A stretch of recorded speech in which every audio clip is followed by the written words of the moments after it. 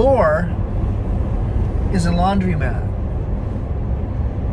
It is the quickest way for oligarchs, corporatists, bankers, and politicians to line their pockets with hundreds of millions, if not billions of dollars, because it provides a playground of money transfers that cannot be tracked.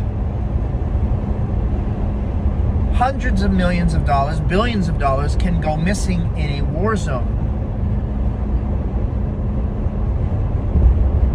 And there are no repercussions to anybody for why they went missing, and those funds are never found.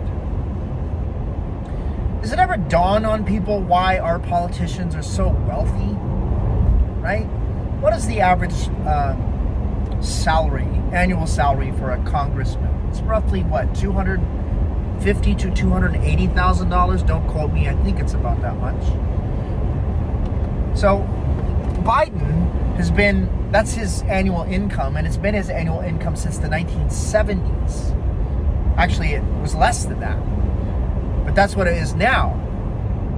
Yet he's worth what, $30 million? Chuck Schumer, another guy, professional politician, $80 million? The Clintons, oh man, what, $300 million? Don't even go into the whole Haiti debacle, where hundreds of $millions were sent to their charity, and they gave 12% of it to the Haitians for their earthquake, and they pocketed the rest. 80% of the money they pocketed. Or the Obamas, hundreds of millions of dollars, right? How much do these people make per speech? Hundreds of thousands of dollars, right? How is it possible that these professional politicians come out of Washington, D.C., and they're all multimillionaires? The answer?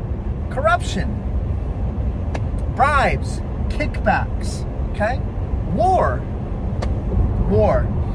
And you might think, and to the average layman, when they look at, a president, and they think, well, that's our duly elected representative, right? It's beyond the pale for so many Americans to look at a politician and think, that person cannot be capable of murder, extortion, theft. But if you step back from that and reverse engineer the equation, why are certain people attracted to political careers, right? It's not the politics that makes them hungry for power. It's the hunger for power that makes them desire politics. It attracts a certain type of person, a person who desires power. And power is an absolute narcotic. It's a narcotic, and earning money creates power. You don't think that people would sacrifice 100,000 innocent lives to line their pockets? They would. They do. In Ukraine, there have been millions of dollars, maybe, I don't even know, hundreds of millions of dollars that have gone missing. Well, where do they go? Well, they go to the aid. They go to help the people. They go to help protection. We send missiles. We send that. Oh, no, that money actually goes in the hands of very few people. It goes to oligarchs. It goes to generals. It goes to professional politicians. And guess what? It gets kicked back to our politicians. What does that mean?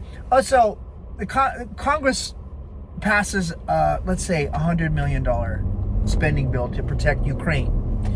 And they send over aid and ammunition and everything else. Well, that money goes missing because it's a war zone, right? Who knows where that money went, right? That money then goes into the pockets of the oligarchs, who then send donations to the various charities who are run by our congressmen, or investments into their shell companies. This is how the whole world functions, people. Hunter Biden, he makes a painting, he sells it for $250,000. You think that people are buying Hunter Biden's paintings for $250,000 and there's no quid pro quo? You think people are donating to these charities and that's it? There's no quid pro quo? There's nothing they want in return? Look, war zones and the foreign wars that we've been involved in are cash cows for the banking industry, the military-industrial complex, the professional politicians, and the corporatists. These people make billions of dollars off of war.